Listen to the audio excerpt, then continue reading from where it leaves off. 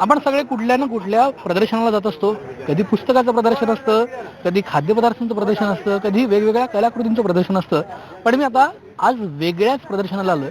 माझ्या मागे तुम्ही जो पुतळा बघाल त्यानुसार तुम्हाला कल्पना आली असेल की हे पोलिसांनी भरवलेलं पोलिसांसाठीचं प्रदर्शन आहे आणि हे पहिलंच पोलिसांचं अशा पद्धतीचं प्रदर्शन आहे.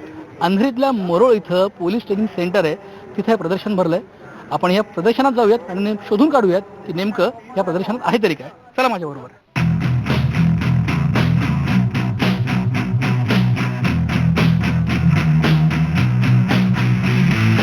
आपण खूप वेगवेगळी प्रदर्शनं पाहिली असेल, पण हे जे प्रदर्शन आहे हे खूप वेगळं आहे. पोलिसांनी भरवलेलं हे प्रदर्शन आहे, पोलिसांसाठी असलेलं हे प्रदर्शन आहे. आणि तुम्ही बघू शकता की ह्या विस्तीर्ण मैदानात, मोठ्या मैदानात हे जवळपास 47 स्टॉल्स लावलेले आहेत.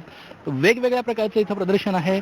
फॉरेन्सिक असेल, सायबर असेल, त्याचबरोबर आपण नेहमी जी पोलिसांकडे शस्त्र बघतो त्या प्रकारचं माहिती असेल, ह्या सगळ्यांचं प्रदर्शन इकडे आहे. आणि आपल्यासोबत आहेत या मोरोळच्या पोलीस प्रशिक्षण केंद्राचे जे प्राचार्य आहेत सोमनाथ घारगे. आपण त्यांच्याकडून जाणून घेऊयात की नेमकी ह्या प्रदर्शनाची संकल्पना कशी त्यांना सुचली, कशा पद्धतीने हे सगळं प्रदर्शन भरवण्यात आलं. वेगळ्या प्रकारचं प्रदर्शन आहे. पुस्तक प्रदर्शन पाहिलं, बाकी सगळं प्रदर्शन बघतो, पण पोलिसांकरता आणि पोलिसांनी तयार केलेलं हे प्रदर्शन आहे. काय संकल्पना मूळ ह्या मागची होती? 2 जानेवारी हा आमचा महाराष्ट्र पोलीस स्थापना दिवस आहे. या निमित्तानं या आठवड्यामध्ये संपूर्ण महाराष्ट्रभर विविध असे काही उपक्रम राबवले जातात, ज्या माध्यमातून प्रदर्शन असेल किंवा वेगवेगळे उपक्रम असतात. याचाच भाग म्हणून आम्ही पोलीस प्रशिक्षण केंद्र मरोळ आम्ही ठरवलं की अशा प्रकारचा काही आपण उपक्रम करूया की ज्याच्यातून पोलीस अधिकारी आणि जनरल पब्लिक यांच्यामध्ये अवेअरनेस होईल. आणि मग काय करता येईल, तर ही प्रदर्शनाची संकल्पना पुढे आली. वेगळ्या पद्धतीचं हे प्रदर्शन आहे. आपण सहसा असं प्रदर्शन पाहत नाही. आता तुम्हाला सगळ्यांना उत्सुकता असेल की हे प्रदर्शन नेमकं कसं आहे. पहिल्या स्टॉलवर जाऊयात आणि नेमकी माहिती घेऊयात त्या स्टॉलवर आपल्याला काय बघायला मिळणार आहे. चला.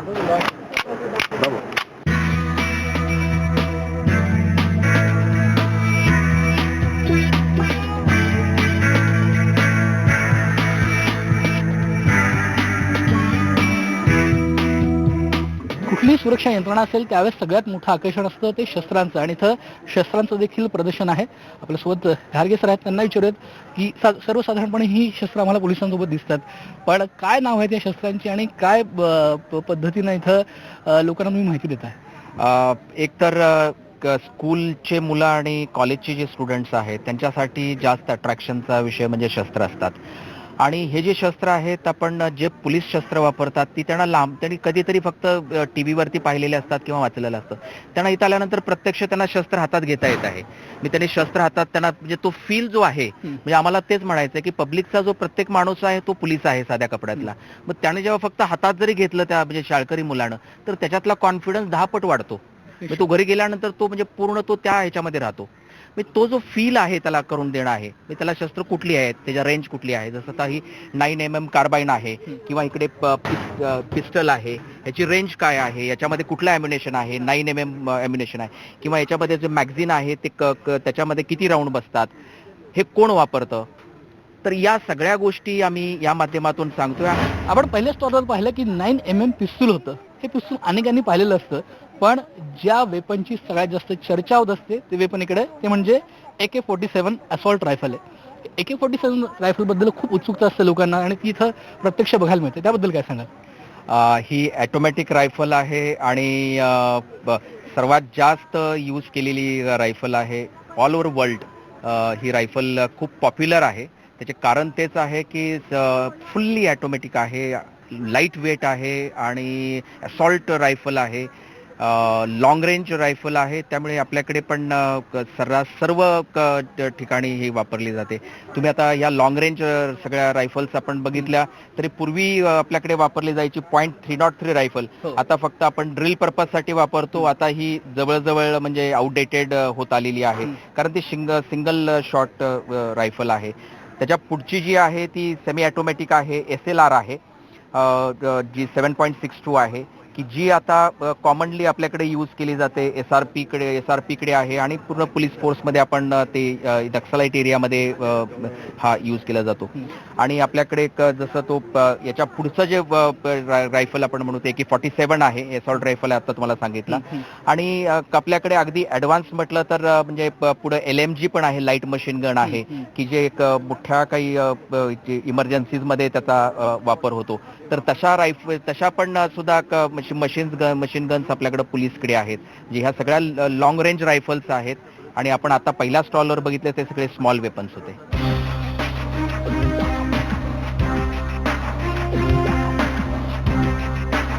500 आणि 2000च्या नवीन नोटा आल्या आणि त्यानंतर काही दिवसात बातम्या येऊ लागल्या की या नोटांच्या देखील नकली नोटा उपलब्ध आहेत. त्यामुळे सगळ्यांना प्रश्न पडला की खरी नोट कोणती आणि खोटी नोट कुठली हे ओळखायचं कसं. आणि हेच जाणून घेण्यासाठी आपण या प्रदर्शनात आलोय. इथं इन्स्टिट्यूट ऑफ फॉरेन सायन्सचे काही विद्यार्थी आहेत, ते आपल्याला सांगतील की ही नोट खरी कशी ओळखायची आणि खोटी कुठली आहे हे कसं काय आपल्याला लक्षात येईल. मला सांगा की ही नवीन नोट आहे तुमच्याकडे 2000ची, पण याच्याबद्दल पण काही कन्फ्युजन आहे लोकांना की खरी नोट कुठली आहे, खोटी नोट कुठली आहे. मला सांगा काय सिक्युरिटी फीचर्स आहेत, कसं ओळखायचं की एखादी नोट खरी आहे का खोटी आहे. टोटल आपल्याकडे 17 सिक्युरिटी फीचर्स आहे न्यू RBIच्या याने.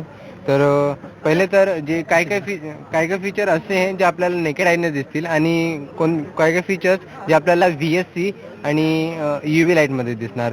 तर VSC म्हणजे काय? VSC व्हिडिओ स्पेक्ट्रल कम्पॅरेटर एक डिव्हाइस आहे सर. त्याच्याने आपण पडू शकतो आपल्याला. पहिले तर हे जे आहे इथं 2000 लिहिलेलं आहे. जेव्हा तुम्ही असं पाहिलं तर तुम्हाला ग्रीन कलर मध्ये दिसणार आणि अँगल चेंज केलं तर तुम्हाला निळ्या कलर मध्ये दिसणार. याला ऑप्टिकली व्हेरिएबल लिंक म्हणतात.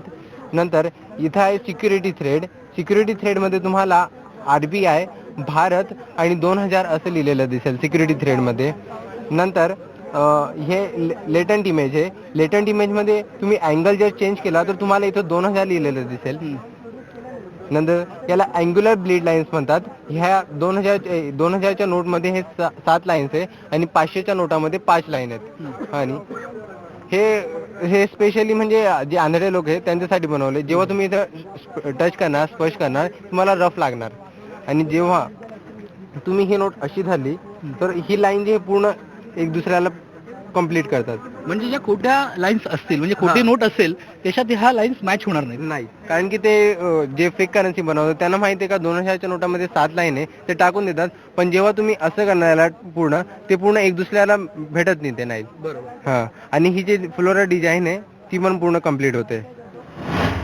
या प्रदर्शनामध्ये ना मला खूप काही वेगळं बघायला मिळतं आणि खूपशा गोष्टी त्याच्या खरं माहिती नाहीत. तर इथं या स्टॉलपाशी आलोय मी आणि इथे लिहिलंय की disk imaging using dossier tool kit. म्हणजे काय मला तर नाही कळलंय. इथं डेमो द्यायला विद्यार्थी आहेत, त्यांना विचारत की नेमकं काय. मला शब्दावरून तर नाही कळलं काय लिहिलं ते आहे काय नेमकं. सर हे फॉरेन्सिक डॉझियर टूल आहे. हे आपल्याला तिथे यूज होतं जिथे आपल्याला डिजिटल एव्हिडन्स मिळतं, like hard disk, pen drive, mobile, अशा जेव्हा गोष्टी आपल्याला क्राईम सीनवरती जेव्हा आपण सीज करतो, नाव दे आर ओरिजिनल एव्हिडन्स आणि आपल्याला ते कोर्टमध्ये प्रेझेंट करायचे. सो त्याची सिक्युरिटी ही आपली गॅरंटी आहे. सो त्याच्यामुळे त्याचं आपण आधी रेप्लिकेट करतो. त्याच्यातून डेटा आपल्याला मिळणार हे नक्की, की त्याच्यातून आपल्याला काही ना काहीतरी सस्पेक्टचा तरी डेटा मिळणार. सो ते सीजर करण्याच्या आधी आपण आधी त्याची कॉपी बनवतो, सो दॅट मग आपण ती कॉपी वापरू शकतो. आणि ही जी ओरिजिनल सोर्स ड्राईव्ह आहे ती आपण तशीच सील आणि सिक्युअर करून ठेवून देऊ शकतो. लाईक नंतर क्रॉस क्वेश्चनिंग खूप होतं कोर्ट्समध्ये. म्हणजे बेसिकली समजा ही ती हार्ड डिस्क आहे जी तुम्हाला त्या ठिकाणाहून मिळाली, क्राईम सीनवर तुम्हाला मिळाली, ती डॅमेज न करता देखील जो डेटा आहे तो फक्त तसाच आपण घेऊ शकतो, एवढं बरोबर. एक्झॅक्टली. आणि बिट टू बिट कॉपी आहे, त्याच्यामुळे ऑथेंटिसिटी मेंटेन्ड आहे. म्हणजे आता हॅश व्हॅल्यू असते युनिक, एखाद्या फाईलची युनिक आयडेंटिटी आहे आणि ती जरी डॉट जरी टाकलं त्या फाईलमध्ये तरी अल्टर होते आणि त्याची हॅश व्हॅल्यू अल्टर होते. सो आपण ह्याच्यातून जेव्हा सीज करतो, म्हणजे ह्याच्यातून जेव्हा डेटा आपण ह्याच्यात कॉपी करतो, दोघांची हॅश व्हॅल्यू, आता ह्याच्यात फीचर्स आहेत तर दोघांची हॅश व्हॅल्यू आपण कॅल्क्युलेट करू शकतो आणि ती कम्पेअर केल्यावर आपण बघू शकतो की हॅश व्हॅल्यू एकच आहे. ह्याचा अर्थ बिट टू बिट कॉपी झालेली आहे. Perfect. So that is why म्हणजे कोर्टमध्ये सुद्धा हे एक्सेप्टेबल आहे.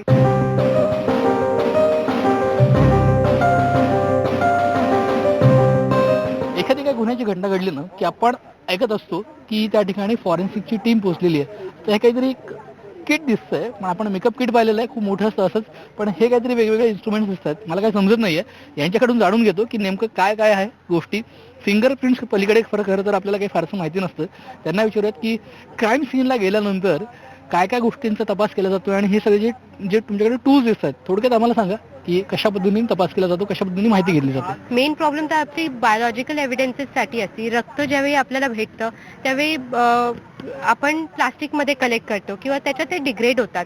म्हणून ह्या किट्स त्याच्यासाठीच आहे की जे स्पेसिफिक गोष्टी आहेत त्या कंटेनर्स मध्ये कशासाठी पाहिजे. करशील? आता हे EDTA कोटेड वायर्स आहे, या ग्लास वायर्स असतात, याच्यात लिक्विड ब्लड ठेवतो. जेव्हा आपला ब्लड पूल असतो त्यातलं आपण लिक्विड याच्यात कलेक्ट करतो सो दॅट ते कोॲग्युलेट नाही होऊ, कारण की रक्त शरीराच्या बाहेर आलं तर ते गोठलं जातं, मग ते नाही झालं पाहिजे म्हणून आपण याचा वापर करतो. आता आपल्याकडे एखादा ड्रग सॅम्पल असेल जो फोटो सेन्सिटिव्ह आहे, त्याला आपण हे अँबर कलर जार्समध्ये ठेवतो, कारण की त्याच्यावर लाईट पडली की ते खराब होईल, म्हणून ह्या अँबर कलर जार्समध्ये रिॲक्शन नाही होत. परिणाम होऊ नये म्हणून हे तुम्ही वापरता बेसिकली. होय. पण हे दोन वेगळे काहीतरी टूल किट दिसतात, काय नेमकं हे? तर हे सिमेंट डिटेक्शन किट आहे. ज्यावेळी आपल्याला माहिती डायरेक्टली भेटते की रेप केस आहे किंवा सेक्शुअल असॉल्ट केस आहे, त्यावेळी आपण ह्या किट्स डायरेक्टली घेऊन जाऊ शकतो instead of taking such a big kit. तर ज्यावेळी आपण एव्हिडन्स कलेक्ट करतो आपल्याला बघणं गरजेचं आहे की ते वर्थ आहे की नाही. जर त्याची गरज असेल तरच आपण घेऊया. मग व्हाईट फ्लुइड असल्यावर आपण डायरेक्ट सिमेंट कन्सिडर नाही करू शकत. त्याच्यासाठी आपल्याकडे हे ऍसिड फॉस्फेटेज कार्ड असतं. अच्छा. आपण कॉटन स्वॅबनी सिमेंट घेतो आणि त्याला याच्यावर रब करतो. रब केल्याने जर ते सिमेंट खरंच असेल तर पर्पल स्पॉट्स दिसतील याच्यावर. जर पर्पल स्पॉट्स आले याचा अर्थ सिमेंट आहे, मग आपण याला ग्लास जार मध्ये कलेक्ट करू शकतो किंवा डायरेक्टली फिल्टर पेपरनी सोक करून एअर ड्राय करून पेपरमध्ये पॅक करू शकतो. कारण की प्लास्टिक मध्ये केलं तर जसं मी तुम्हाला सांगितलेलं डिग्रेड होईल, म्हणून पेपर बॅग मध्ये आपण त्याला पॅक करूयात. आणि हे आपलं ब्लड कलेक्शन किट आहे. हे पण सिमिलर आहे, पण याच्यात थोडेफार ॲडिशन्स आहेत. जसं हे हाय कल्चर कलेक्शन टूल आहे. आपण स्वॅब्स पाहिले की बाहेरून रक्त कसं स्वॅब करायचं, पण हे इंटरनल इंजुरीसाठी आहे. समजा कुठलं केमिकल खाल्ल्याने किंवा ऍसिड खाल्ल्याने डेथ झाली किंवा गळा दाबून डेथ झाली, तर आतलं रक्त घेणं किंवा आतले जे केमिकल्स काढणं आहे ते आपण ह्या स्पेशल स्वॅबनी करतो. आणि समजा रेप केसेसमध्ये आपल्याला बाहेर सिमेंट दिसत नाही, पण आपण सस्पेक्ट करतोय की रेप आहे की नाही, त्यावेळी आपण वजायनल स्वॅबसाठी हे यूज करतो. म्हणजे कुठल्याही इंटरनल स्वॅबसाठी आपण हे टूल यूज करू शकतो. आणि याच्या व्यतिरिक्त आपल्याकडे लॅन्सेट्स असतात. लॅन्सेट आपली नॉर्मल सुई असते. जर आपल्याला डाऊट आहे की क्राईम सीनवर हा व्यक्ती आहे आणि यांनी गुन्हा केला असेल तर त्याचं रक्त घेण्यासाठी आपण हे लॅन्सेट वापरतो.